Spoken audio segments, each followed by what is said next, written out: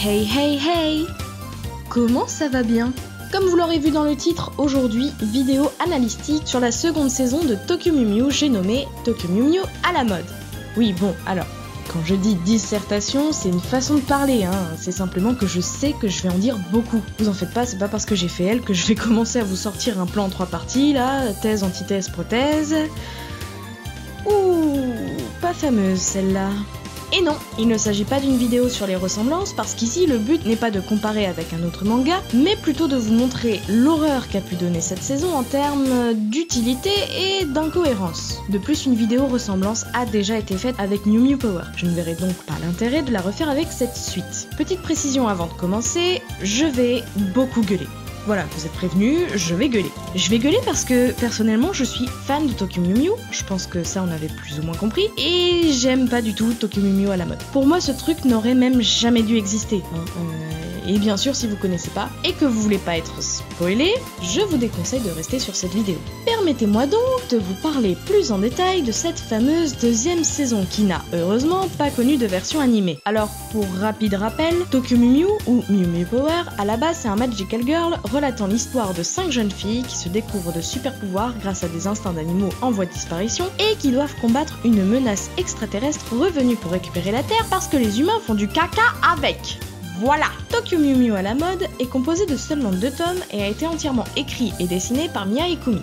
Parce que oui, pour ceux qui savent pas, Mia Ikumi est une mangaka, et c'est elle qui a illustré aussi les autres tomes de Tokyo Mew Mew, mais la première saison a été écrite par Reiko Yoshida. Dans cette nouvelle histoire, on apprend à connaître une nouvelle héroïne, Berry, qui se voit prendre la place d'Ichigo, partie faire ses études en Angleterre avec Aoyama. Et déjà là, ça sent pas bon. Berry est une collégienne de 12 ans, pleine d'énergie, qui va faire la rencontre de Ryo de manière littéralement accidentelle, puis va suivre ce dernier jusqu'au café Mew Mew, là où elle recevra ses pouvoirs. Elle se verra alors transformée grâce à son double ADN animal du chat et du lapin, puis perd connaissance à cause du choc. Après ça, tout s'enchaîne. Berry retourne chez elle, puis le lendemain, elle remarque des changements étranges dans son comportement. Elle fera alors la connaissance de Usha, un substitut de Masha, Mew Mew, que Ryo a discrètement glissé dans son sac spécialement créé pour la Mew Mew blanche qu'elle est en train de devenir. Elle tente de le cacher à son amie d'enfance, Tasuku, mais elle ne gardera pas son secret bien longtemps. On apprend également qu'une nouvelle menace guette la Terre, les croisés de la Sainte Rose, et que c'est pour cela qu'une nouvelle Mew Mew a dû être créée. Berry fait par la suite connaissance avec tout le reste de l'équipe, sauf Ichigo qui les rejoindra un peu plus tard. Et les voilà repartis dans une folle aventure. Mais patatras, alors que Tasuku et Berry se perdent sur le chemin de leur amitié, ils commencent à éprouver des sentiments l'un pour l'autre sans oser se l'avouer. Tasuku s'empêche d'aimer son amie car il y a bien longtemps, alors que cette dernière venait de perdre sa mère, il lui avait promis de rester son amie pour la vie et de toujours veiller sur elle pour la rendre heureuse. C'est alors que Duke, le cerveau du complot des croisés de la Sainte Rose, profite du fait que Tasuku soit perdu et vulnérable pour le manipuler et le retourner contre les Mew Mew. S'ensuit une manipulation de masse et bientôt nos héroïnes doivent faire face à toute une ville. Mais heureusement, Berry réussit à retrouver Tasuku et le libère de l'emprise de Duke, grâce au pouvoir de l'amour. Tout le monde est atteint, même les méchants, tout le monde est sauvé, tout le monde est content. Oui, c'est aussi plat que ça. Reprenons calmement. Tout d'abord, le manga en lui-même, les dessins et autres trucs de ce genre. J'ai trop rien à redire là-dessus puisque c'est la même personne qu'à la saison 1 et Mia Ikumi a, à mon sens, très bien su illustrer Tokyo Mew Mew. Le problème, selon moi, se situe sur tout le reste. À commencer par le personnage principal, Berry. Pourquoi nous enlever Ichigo alors qu'elle avait su conquérir le cœur des femmes? Sérieusement, vous en connaissez beaucoup des gens qui l'aiment pas? Bon, oui, je sais qu'il y en a, mais croyez-moi, Berry est encore plus détestable. On nous a enlevé une super héroïne qu'on a suivie sur 7 tomes, tout ça pour nous mettre une pâle copie en plus cheatée parce qu'elle a 2 instincts animaux. Non mais sérieusement, regardez-moi ça. Bordel, mais est-ce que j'ai vraiment besoin de faire une vidéo pour dire que c'est quasi du copier-coller? Oui, parce qu'il faut que je crache mon venin. Berry est une putain d'arnaque, sans déconner. L'instinct du chat, la jupe bouffante, les gants, même la coupe. Elle a juste les cheveux plus longs qu'Ichigo, mais sinon elles sont pareilles. Là par exemple, je vous mets au défi de différencier les deux. Qu'est-ce qui s'est passé dans ta tête, Mia Ikumi? Moi je dis non. Berry est mignonne et je suis sûre que si elle était plus connue, elle aurait eu masse de fans aussi. Mais il ne fallait pas en faire LE personnage principal et il ne fallait pas nous retirer partiellement Ichigo. C'est hyper risqué de changer de personnage principal comme ça. Ou alors il fallait s'y prendre autrement, je sais pas. Ensuite, les méchants. Globalement, qu'est-ce qu'on sait d'eux? Ce sont des gens qui ont l'air tout à fait humains, mais qui ne le sont pas puisqu'ils ont des pouvoirs chelous. Ils sont 5 à former l'organisation et se font appeler les Croisés de la Sainte Rose. Le cerveau du complot, Duke, est habillé comme un putain de membre du Ku Klux Klan. Et elle dévoile son identité tellement facilement. Sérieusement? C'est quoi ton problème, Mia Ikumi? Pardon, restons calmes. Non, sérieusement, je sais pas quoi dire sur eux. On sait pas qui ils sont, ni ce qu'ils sont, ni ce qu'ils veulent. C'est les méchants les moins crédibles de l'histoire des Magical Girls. Enfin si, j'exagère un peu, on devine que ce sont des gosses.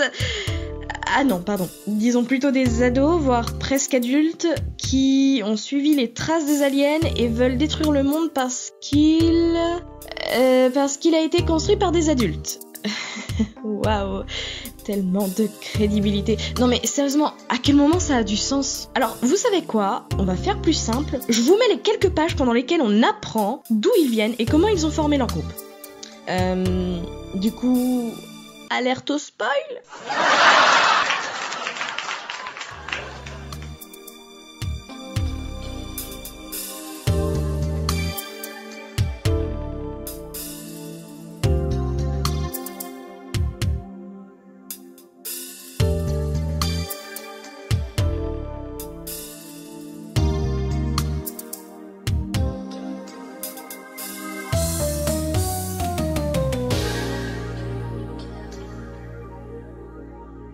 On ne sait rien de plus sur eux. Vraiment, je mens pas. On nous balance des infos à la tronche comme ça, et ces quelques pages sont apparemment leur prétexte pour être méchants. Ça manque tellement de profondeur. Ils parlent tout le temps d'un soi-disant plan dont on ne connaîtra jamais l'existence ni le fondement. Ils n'ont même pas de vrai but en soi. On dirait qu'on les a juste mis là parce qu'il fallait des méchants. Et alors, mais je vous parle même pas de la fin! Alors oui, je vais vous montrer la fin comme ça, sans aucune gêne et de manière pas très qualitative en plus. Ouais, franchement, Cassas, tu fais n'importe quoi. Ouais, mais pas autant que Mia Ikumi.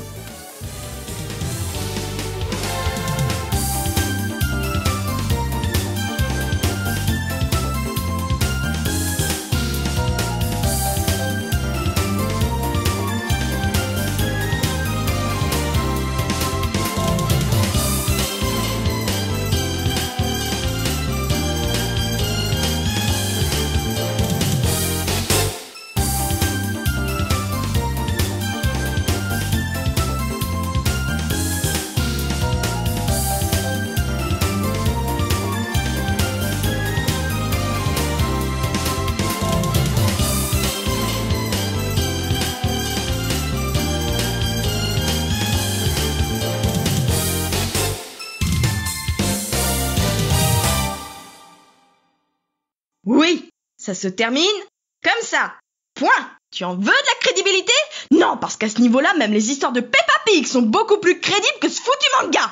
Désolée, je m'énerve, mais vraiment, je suis dégoûtée. Voir quelque chose d'aussi mauvais dans Tokyo Mew Mew, qui est quand même un petit pilier du Magical Girl, hein, c'est dégueulasse. Et si vous voulez mon avis, si Mia Ikumi a imaginé cette suite, c'est simplement pour espérer pouvoir rouler sur le succès de la première saison écrite par Reiko. Et ça aussi, je trouve ça dégueulasse. Et je comprends que Tokyo Mew Mew à la mode n'ait jamais connu d'adaptation en animé. C'est dommage parce que Berry, à mon sens, est un très bon personnage avec une histoire et de la profondeur. C'est d'ailleurs la seule. Mais l'histoire, les ennemis qui nous sont donnés de voir dans ces 2 tomes sont nuls comparé à tout ce qu'on a pu voir dans la première saison. Il y a même pas de réelle intrigue, les autres personnages sont construits à partir de quasi rien. Ouais, c'est nul, y a pas d'autre mot. Merci d'avoir eu le courage de m'entendre hurler ma rage jusqu'à la fin. Pour ceux qui n'auraient pas eu l'occasion de lire ces 2 tomes, je vous invite quand même à le faire afin de vous faire votre propre avis en fait. Tout ce qui est dit dans cette vidéo ne reflète que mon point de vue, donc il n'a rien de plus légitime que le vôtre. Du coup, n'hésitez pas à me faire part de ce que vous en pensez en commentaire. Quant à moi, je vous dis à la prochaine dans d'autres vidéos.